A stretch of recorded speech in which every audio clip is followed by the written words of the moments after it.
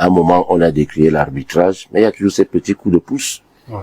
Parce que les 2 cartons que les 2 joueurs sénégalais prennent là, ce n'est pas...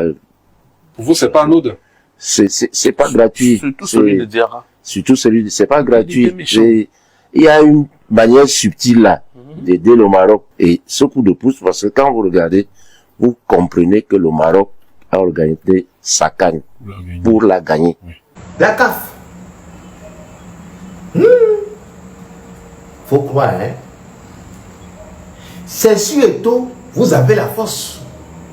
C'est sur Samuel Eto'o que vous vous musclez. Quand Eto'o parle un peu net, sanction, amende. Eto'o respire, sanction, amende. Eto'o se plaît un peu, sanction, amende. Quand c'est Eto'o là, vous avez la force. D'accord? Sinon que le président même là, de la fédération du football, ou bien du football du Maroc là, il a parlé, hein, c'est que le même problème d'arbitrage dont Samuel Eto'o s'est plaint, lui aussi là, président de la fédération de football ou du football du Maroc là, lui aussi s'est plaint, hein, et en plus il s'est plaint dans ton dos. C'est-à-dire que le président de la CAF était présent et puis le gars s'est plaint dans son dos et puis il a parlé dans ton dos. Tu as entendu, mais tu as fait comme si tu n'as pas entendu. Les amis, bonsoir, j'espère que vous allez bien. C'était là quelques petites réactions par rapport à ces différentes injustices qu'on est en train de vivre depuis le début de cette CAN au Maroc. Également, les gens sont en train de se plaindre de part et d'autre sur l'ascension de Samuel Eto'o à la suite de sa réaction lors des quarts de finale Cameroun contre le Maroc. Et également le fait qu'on n'ait pas toujours jusqu'à maintenant sanctionné le président de la fédération marocaine de football. Plusieurs personnes sont en train de soupçonner que c'est en fait lui le vrai président de la CAF, puisque réputé très très proche du président de la CAF. On se demande comment est-ce que dans les mêmes circonstances il a pu réagir comme il a fait. On sanctionne Samuel Eto'o et lui on ne le sanctionne pas. C'est quand même curieux.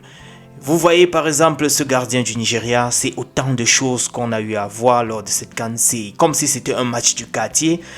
Un match d'une dimension internationale comme celui-ci, nous voyons le gardien du Nigeria qui dépose sa serviette à plusieurs reprises et les supporters, les fans marocains viennent prendre. Sous le regard des bodyguards, sous le regard de la sécurité, c'est quand même curieux. Bref, les amis, il y a des gens qui se manifestaient déjà, étaient très contents, a dit Samuel Eto'o n'était pas à la réunion du COMEX aujourd'hui du côté du Maroc. Mais ce n'était pas vrai, ils vont tout simplement, malheureusement, encore se calmer puisque Samuel Eto'o était bel et bien là, vous le voyez là, au niveau où pointe la flèche. Bref, revenons sur ce COMEX, cette réunion du COMEX. Patrice Motsepe, ce jour à Rabat, a présidé dans une session du comité exécutif de l'instance avec la participation de Samuel Eto'o. Plusieurs membres se sont opposés au passage de la CAN à 4 ans. D'autres ont d'ailleurs claqué la porte, nous apprend-on. Je me demande d'abord, c'est quel genre de projet? D'abord, on nous fait jouer en décembre, en pleine fête de Noël, en pleine fête de fin d'année. Et puis, c'est maintenant, après chaque 4 ans. C'est-à-dire, on fait tout pour dénaturer ce que nous sommes les Africains. On n'a pas de culture parce qu'on est venu nous tromper. On n'était pas obligé d'accepter, bien sûr. Maintenant, on veut nous arracher notre petite canne qui nous faisait nous regrouper, voir un peu la réunion de l'Afrique. On veut nous arracher ça. C'est la seule chose qui nous permet, parce qu'on ne peut pas parler aujourd'hui de ce qu'on dit, Union africaine, ceci. Ce n'est que cette canne-là qui permet à l'Afrique de se regrouper, se retrouver, partager les cultures. Mais les amis, n'acceptez pas ça, n'acceptez pas ça. C'est une énième forfaiture. Les amis, on va, avant que je ne vous laisse regarder la suite de ces interventions que je vous ai présentées d'antan, on va prendre Christian Kofan qui est dans le viseur. Je vous apprenais cela du FC Barcelone et du Real de Madrid. Mais de plus en plus, c'est le Real de Madrid qui suit les traces de Christian Kofan.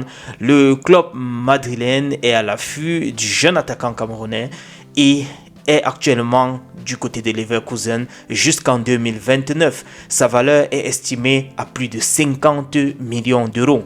Et d'ailleurs, selon plusieurs sources, le Bayer Leverkusen n'est pas prêt à le lâcher à un montant de moins de 120 millions d'euros. Vous avez très bien entendu, 120 millions d'euros. Après la CAN, sa valeur était montée à un peu plus de 22 millions. Vous le voyez là sur Transfermarkt. Mais le Bayern, lui, il ne blague pas. Il sait ce qu'il a dans la main. Il sait quel est le diamant qu'il a dans la main. Et il dit au Real, si tu veux, tu prends. Mais à au moins 120 millions d'euros. Les amis, nous allons prendre ainsi nos lions indomptables. Selon certaines rumeurs, ça reste encore des rumeurs les amis, je dois vous le préciser, on serait en train de recevoir des demandes pour les matchs amicaux. Les matchs amicaux avec de très très grosses nations qui vont devoir jouer la Coupe du Monde. Et ils voudraient donc avoir une équipe africaine qui va leur permettre de tester la stratégie africaine de jouer. Et le Cameroun serait dans leur petit papier.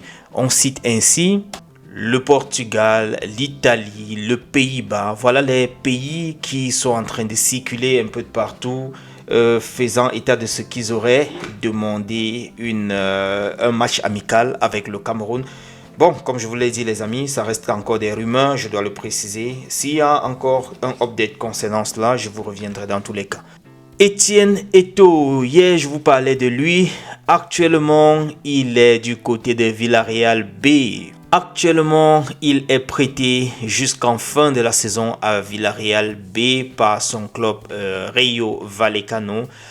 L'attaquant camerounais va donc évoluer en 3e division espagnole jusqu'à la fin de cette saison. On espère que là-bas, il va pouvoir engranger quelques temps de jeu et pouvoir peut-être mieux continuer son évolution.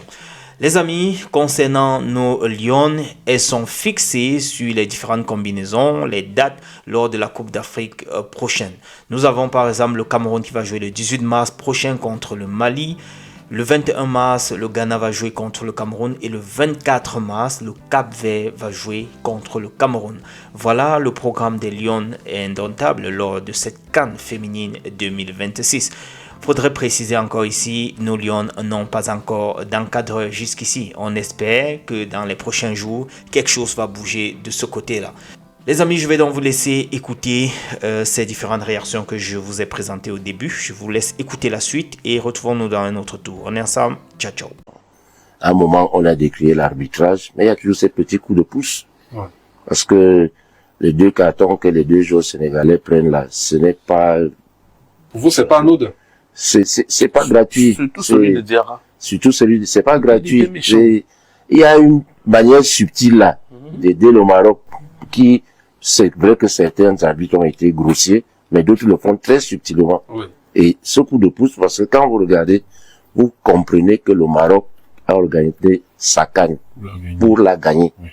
Clairement. Et ça va être très compliqué de venir perdre en finale.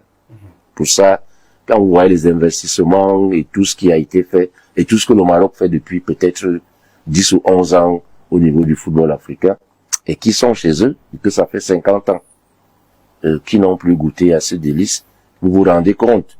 Maintenant, il y a des arbitres. Parfois même on peut ne pas lui donner les consignes, ouais. Mais par excès de zèle ou alors par peur ou par je sais pas par quoi. Donc ça va se jouer au niveau psychologique. Et maintenant, mais ça va aussi se jouer hors du terrain. Vous avez vu contre le Cameroun, les Marocains n'ont pas accordé de tickets de stade aux Camerounais, ils étaient seuls. Même les quotas qui sont soit attribués à l'équipe adverse, ils l'ont pas fait. Donc ils ont une manière subtile, j'allais dire un peu malhonnête d'aller. Ils ont mal commencé, même sur le terrain maintenant. Tu sens que c'est une équipe qui a été programmée pour monter en puissance. Parce que entre le Maroc, du premier tour, vraiment, et plus l'adversaire est coriace, plus le Maroc excelle. Donc, eux, ils sont par contre, il y a certaines équipes qui ont commencé très haut, pour finir. Mais eux, tu sens que c'est un moteur diesel qui, au fur et à mesure.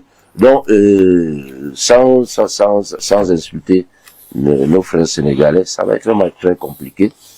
Mais, vraiment, je crois que le Maroc couche toutes les cases sur et hors du terrain pour gagner son trophée. Je dis bien son trophée parce que ça ne se dit que c'est écrit. Donc lui, on ne le sanctionne pas, hein. Il n'y a pas amende. D'accord. La CAF là, c'est pour vous. Prenez. Faites ce que vous voulez. Mais quand le pouvoir va changer de camp, alhamdulillah, salam alaikum. C'est sur Eto, vous avez la force. Eto c'est plein, un peu net. Sanction amende. Alhamdulillah. Continuez. Quand le pouvoir, il va changer quoi? Salam alaikum.